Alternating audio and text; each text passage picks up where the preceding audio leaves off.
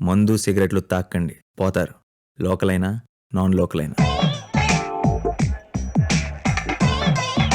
గతంలో ఈడీ కేసుల్లో అప్రూవర్స్గా మారారు. ఇప్పుడు తాజాగా సిబిఐకి సంబంధించినటువంటి కేసులో కూడా శరత్ చంద్రారెడ్డి అప్రూవర్గా మారారు. ఏంట్రా ఇలా మారిపోయావేంట్రా నువ్వు?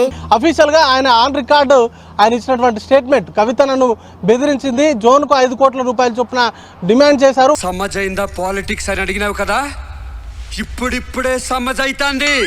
ఓవరాల్ గా 5 జోన్లకు సంబంధించి 25 కోట్ల రూపాయలు డిమాండ్ చేసినట్టుగా ఇప్పుడు ఆన్ రికార్డు జడ్జి ముందు ఆయన ఒప్పుకున్నారు. నేను నిరపరాధిని ప్రూవ్ చేసుకోవడానికి అన్ని దారులు మూసుకుపోయాయి అన్నమాట. దీనికి సంబంధించినటువంటి అంశాలకు సంబంధించి విచారణ అనేది కూడా జరిగేటువంటి అవకాశం ఉంటుంది.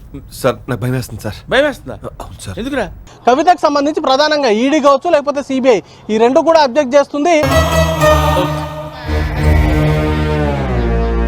కవితకు బెయిల్ వస్తే అప్రూవర్స్ గా మారినటువంటి వారిని బెదిరిస్తారు అనేది ప్రధానంగా అబ్జెక్ట్ చేస్తున్నారు. అంటే ఏం చేస్తావరా?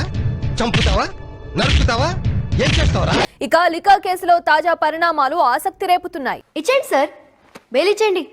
బెయిల్ అంటే ఇవ్వండిరా, బెయిల్ అంటే ఇవ్వండి. నాకు అసలు ఏం విన్నట్టే లేదు కాబట్టి కేసును వాయిదా వేస్తున్నాను. శరత్ చంద్రారెడ్డిని డబ్బులు చెల్లించాల్సిందిగా 14 కోట్ల రూపాయలు చెల్లించాల్సిందిగా ఒత్తిడి చేశారు.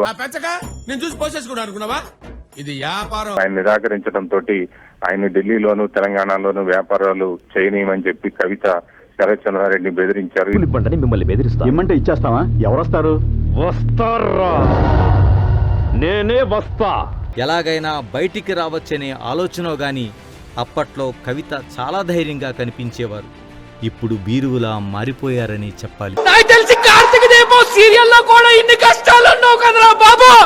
ఇప్పుడు ఐటీ కేసు కూడా నమోదు కావటం, ఐటీ అధికారులు జైలుకి వెళ్లి విచారించే అవకాశం ఉన్నటువంటి తలుచుకుంటే ఏడుపు వస్తుంది సోదరా. చేరవేయడంలో కవితే కీలక సూత్రధారి అని చెప్పి సిబిఐ తమ రిమాండ్ రిపోర్ట్ పేర్కొనడం జరిగింది. నా బతుకుని బుగ్గి పాలు చేసావు కదరా నీ అయ్యా. ఓరి బాబు మచాయో. మీడియాతో మాటలేంటి?